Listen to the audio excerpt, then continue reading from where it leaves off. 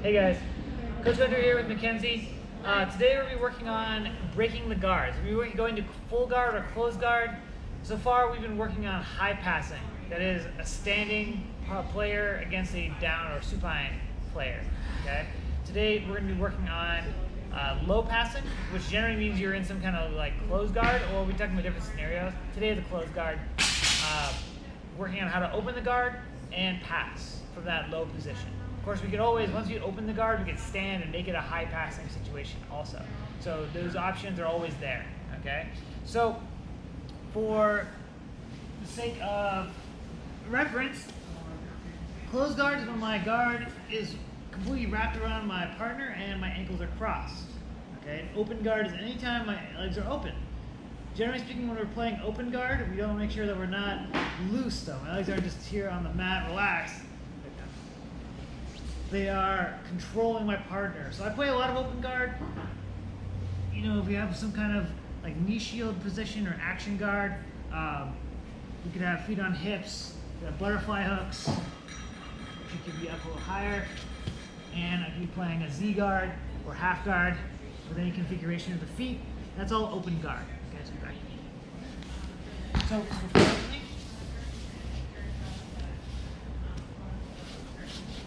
So guys, when I'm inside someone's guard, my first goal is to establish posture. Ideally, from the beginning, when I enter open any kind of closed guard, or really any guard at all, I want to have my posture established from the beginning. Okay, my arms are framed, my partner's floating ribs or hip bones. I prefer the floating ribs. Elbows in. Okay, I'm looking slightly up, above the horizon. It's really important that I'm not looking down. First of all, I can feel my partner. I don't need to see them. Second of all, my spine is curled, so you can grip the back of my head more easily and pull me down. I'm weak. Okay, relax. With a curved spine. Same is not true if I'm looking up. My spine is curled backward. Okay, really important to have that good posture position. Okay, resist the urge to like lean way back. Okay, it's gonna be really easy, yeah, for her to sweep me, but don't go straight back in because you're gonna hurt my ankles. Thank you. So it's an important point, guys. If someone does lean way back, don't drive straight into them.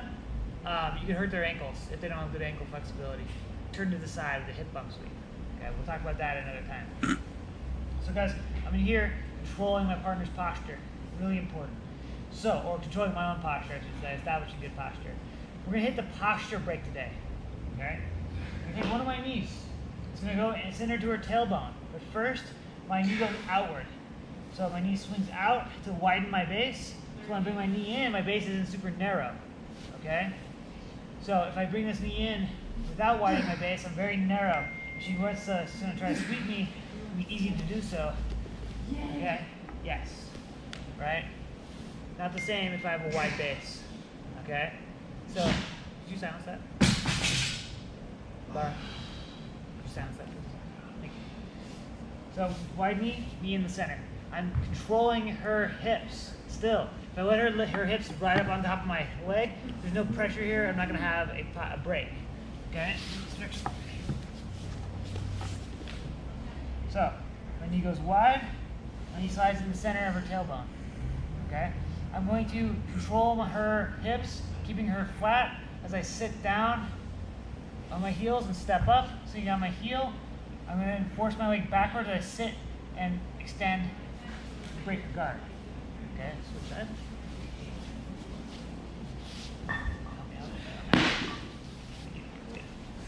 So my knee goes wide, knee in the center, controlling your hips. I step up, sit down on my heel, and extend back to break your guard. Okay, if you need to, you can throw this leg backwards. I think once you have all those elements, it usually happens pretty easily. From there, I'm going to put my weight through my hands. Really important, guys. It's very awkward to stand up here if my weight's on my own legs. So I put my weight through my hands, I stand up in between her legs, sit down to my combat base position. I'll show this in detail in a second, okay? One more time from the rear hand side, get my best side on the camera, okay? Knee goes wide, knee in the center. Step up, sit down, break the guard. Stand up, put my weight through my hands, sitting down to my combat base. Combat base, guys, is a position where I have one shin down, my shin is flat, on my opposite foot, sitting low on my heels. Elbows in tight. Okay? okay? This is a really important position. This is the goal position when you're inside someone's guard, okay? This allows me to have a lot of mobility, a lot of ability to prevent Mackenzie from closing up her guard. So I have this combat-based position like that. It's going to be very difficult for her to close up a guard, and even if she does, I might need in a really nice passing position. Camera. Once I've gotten here, okay, there's a couple different ways we can go. Mackenzie was on her instinct was to turn on her hip, come through. I'm controlling her hip bone. Okay, look, extend your head away. My shin that's up is going to go across her thigh. I'm diving deep to an underhook. My head comes down. Okay, I don't have to have my head all the way to the mat, but if she's putting her hand on my knee to stop me from passing, my head finds that space and opens it up. Slide to my hip, and I pass the guard. Okay, we talked about this from a high passing situation before. One more time. Action, or sorry, combat base. She turns toward me. Okay, coming out this way. I need to prevent this knee from coming inside. So as if she's ready to bring her knee through, my elbow is opening up that space. Okay, I'm following her thigh with my elbow. Okay, really important. My knee comes across her to a shin pin. I get my deep underhook.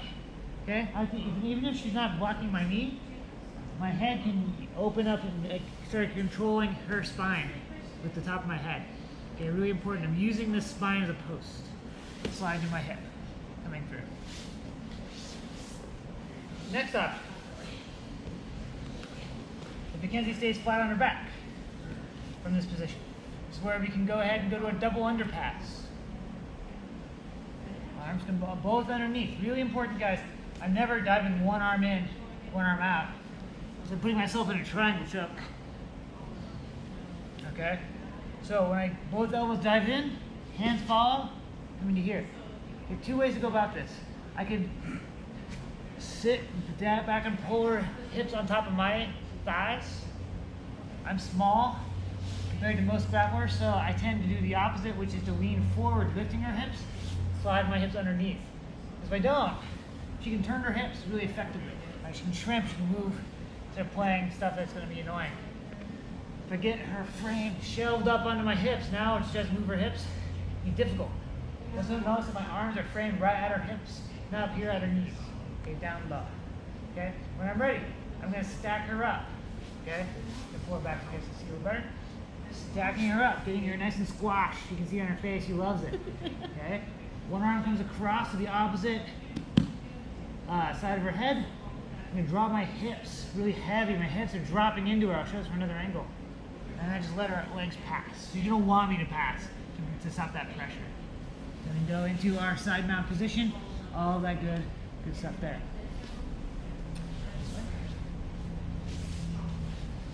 So for my combat base, she stays flat on her back. Elbows dive. Follow the hands. Come around to her low gable grip, across her hips, you can go to a wrist grip, whatever works for you. Okay? Either pulling her up under my hips, shelving her hips, and see if her hips are resting on my thighs, or drive forward, get underneath to here. I'm going to stack, pressure, heavy, heavy, heavy. She loves it. I'm going to drop my hips through, and that's all I need. Okay, she'll want to let that pass to happen, so that she can relieve that pressure. Right to here. Finally, we're building some reactions here, guys. So what you'll notice is that we have broadly three options for her. She either turns in, in which case a knee cut. She stays flat.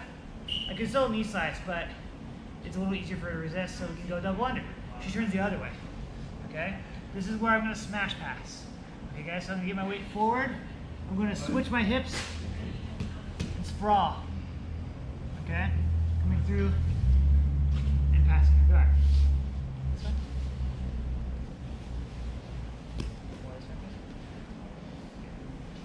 So here, my partner. Thank you. She's here. Okay? I'm in danger of the scissor sweep. Other options? Okay, don't do it. Don't do it like that. Okay. So I'm going to sprawl, switch my hips through, come around, take my side mount position. You could sprawl and go the other way, but I find you tend to get, you just have to make sure you're clearing that foot, okay? Right down. So we should be here. When I sprawl, I could go the other way, but I have to make sure this foot on my hip is clear. So I usually will go the other way, but it really just depends what I get, okay? Move my arm through, around this way as well. Both are options, okay? So that's our passing system here, guys, from the combat base. Of course, there's many other options. We'll cover those in subsequent videos. All right, see you on the mats. Bye.